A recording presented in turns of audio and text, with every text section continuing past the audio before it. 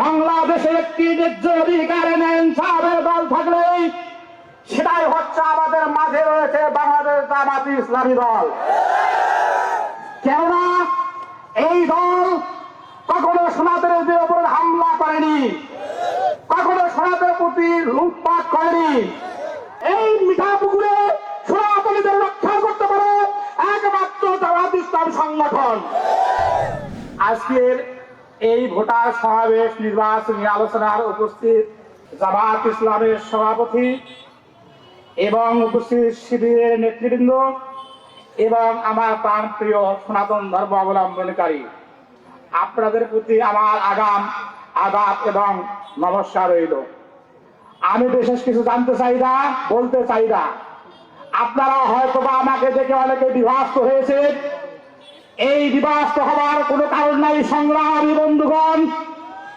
কেননা বাংলাদেশে একটি ন্যায্য অধিকার ইনসাফের দল থাকলেই সেটাই হচ্ছে আমাদের মাঝে রয়েছে বাংলাদেশ জামাত ইসলামী দল।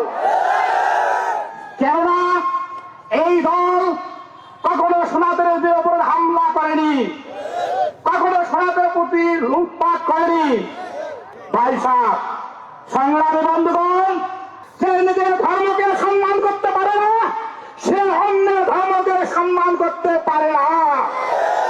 তাই আমরা মিঠাপুকুরবাসী এবং গোটা বাংলাদেশবাসী আমরা নিজেই প্রতিজ্ঞা করেছি, আমরা এবারে যদি ভোট দিতে হয় তাহলে আমরা ন্যায় ইনসাফের দলকে জামাত ইসলামকে ভোট দেব। কারণ 5 আগস্টের পর কারা আমাদেরকে সহযোগিতা করেছে, আর দুদিনের দিনে আমাদের পাশে দাঁড়িয়ে আছেন জামাত ইসলামের শিবির নেতৃবৃন্দরা।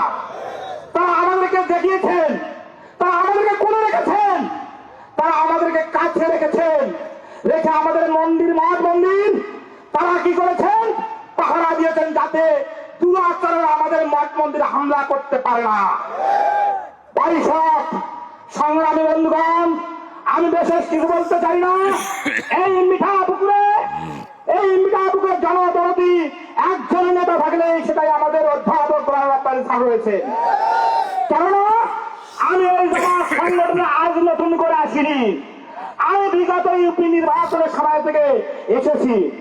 তাই আমি এসেছি, বলেছি এবং জেনেছি এই মিঠাপুকুরে সোনাতলীদের রক্ষা করতে পারে একমাত্র জামাত ইসলাম সংগঠন। আমি ভুল ত্রুটি কথায় ক্ষমা চেয়ে শেষ করছি। জয় হোক বাংলাদেশের জামাত ইসলামের, জয় হোক বাংলাদেশ জামাত শিবির।